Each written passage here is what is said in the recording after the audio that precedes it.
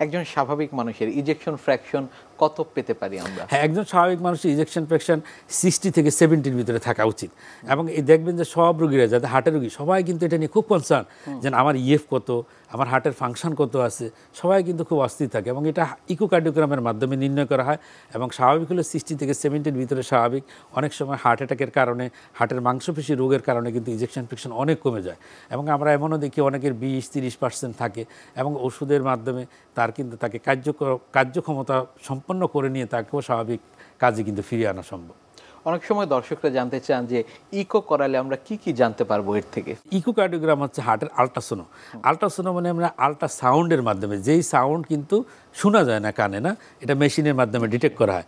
এবং এই সাউন্ডের মাধ্যমে আমরা প্রতিচ্ছবি নিয়ে মেশিনের মাধ্যমে দেখি যে বাইরের থেকে ভিতরে হার্টের ক্রস সেকশন কেটে কেটে কেটে কেটে দেখলে স্লাইসের মতো কিন্তু দেখা যায় আপনার মেশিনে। এবং এর মাধ্যমে আমরা হার্টের যে মাংসপেশিতে কোনো রোগ আছে কিনা, তারপর হচ্ছে হার্টের যে ফাংশনাল অ্যাক্টিভিটি, তার ইজেকশন ফ্র্যাকশন ঠিক আছে কিনা সেটা বুঝতে পারি।